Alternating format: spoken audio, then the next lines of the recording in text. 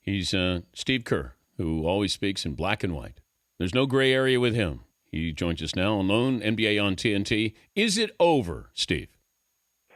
No, it's not over. It's just like it wasn't over when it was 1-0 Thunder, and a lot of people were saying it was over then. I mean, the thing that Scott Brooks has to do today and tomorrow morning at shoot-around is just remind his team and convince them that just one win, and they're back with the home court advantage, and they go home with a chance to win the championship. So it's they're down, and their confidence is shaken, but they can recover. Trying to figure out, though, if you're Scott Brooks and you're breaking down film and you're looking and you're saying, all right, we can't do this, we have to do more of this.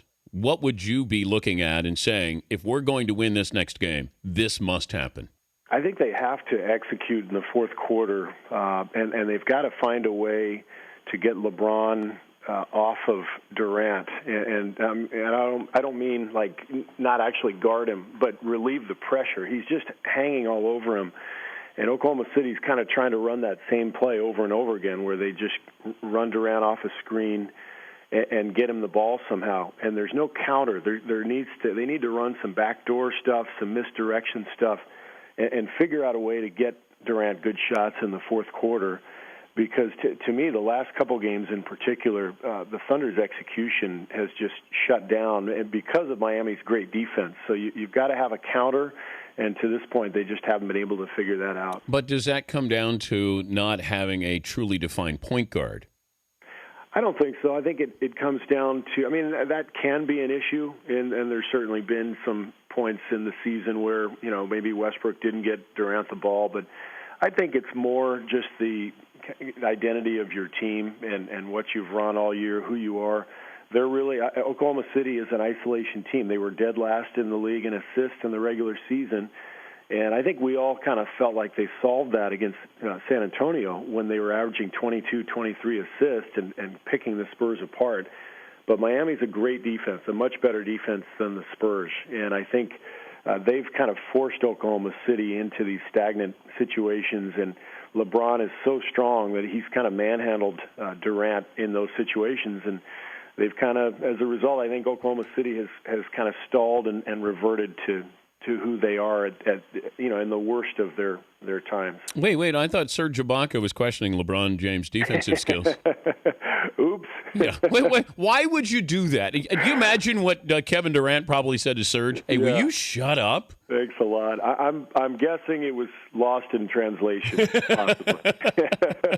They say he speaks 6 languages, so maybe English was not his first one in terms of trying to get his message across. LeBron playing with cramps last night. Thoughts on that? I don't know if there's any aftershocks with it.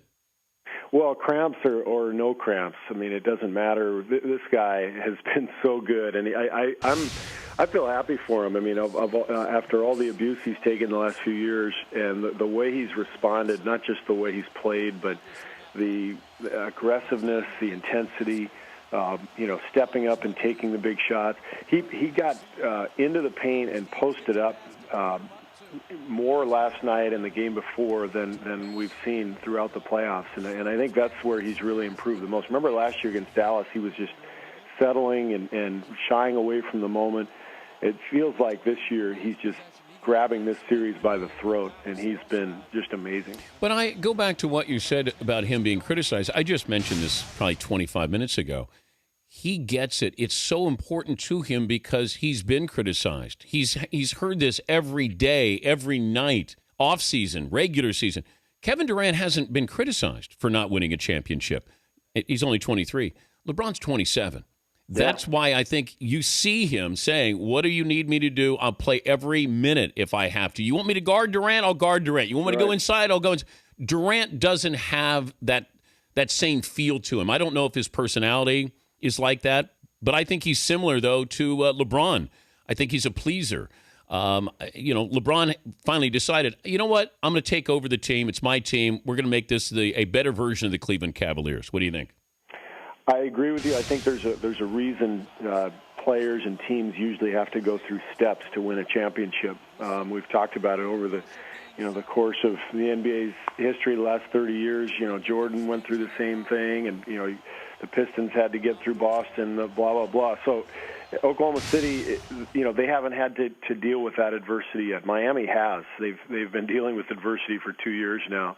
And I agree. I think that the mental, the mindset that LeBron and the team has had in this series, it just seems tougher and stronger than that of Oklahoma City. And maybe this is just the next step in the process for the Thunder, and maybe we're going to see the same thing out of them next year, or maybe they can find a way to turn it around right now. But there are steps I think you have to go through, and it feels like Miami is getting through that last step. Don't know if you saw HBO's Real Sports, Phil Jackson. He was talking about, he wanted Kobe to be more like LeBron. He also tore into the Knicks. That's not the kind of team that he would want to coach. Did you hear any of those comments from Phil? I just read them. I didn't hear the tone. I know one thing with Phil is you can never tell if he's kidding or serious, or if he's just trying to tweak somebody. I do know that Phil misses the NBA. I don't know that he ever wants to coach again, but I think he'd like to be involved at some level for sure. But you're around these guys, Steve, and you know what they're like. You had Phil coach you. They can't go quietly, can they? There's nothing that will be able to make up for that void of not being able to coach and having that strategy and trying to outthink somebody and everything that goes along with it. So you don't think Phil Jackson is a lifer here, that he would come back and coach? I think he is a lifer. I just don't know that his health would allow for him to deal with the rigors of coaching and the travel. I think he misses it. You can imagine, the thrill that these guys get at the highest level of competing and coaching and leading a group, winning championships, and then all of a sudden it just ends, and you go home and what do you do every day? It's similar to a player retiring. And you have to find something to fill the void, but there's very little out there that can match the excitement of what you enjoy as a coach or as a player. And I think Phil's just going through that process now. With retirement, it's not an easy thing to do. Would you want to coach under Michael Jordan? Under Michael Jordan, you mean? He's the owner. Yeah. President, you're the coach. How would you feel about that? I would have no problem coaching under Michael. I think the biggest thing is, and everybody will tell you this, I mean, if you're going to coach, you better have players. And right now, they don't have players. So it's a lousy job right now. But, if they can put something together the next couple of years and get a talent base, then, yeah, no problem. But can you disagree with Michael? Yeah. How does that go, even as a teammate, when you disagreed with Mike? I disagreed with him one time. I think he punched me in the face, but no, I'm just kidding. that was okay. Give me the whole story as to why he punched you. Okay, this is the last time I'll ever ask you. It was just the intensity of training camp, and we got into a scrimmage, and both teams were jawing, and Phil had left the court to go take a phone call, and it just got out of hand. It was actually just competition, and it was one of the best things that ever happened, really, for me, because I needed to stand up and go back at him. I think I earned some respect, but we have a great relationship ever since, and I think that's how Michael would treat all of his teammates, is that you got to prove it, and once you prove it that you're tough enough and you'll stand up to him, then you're fine.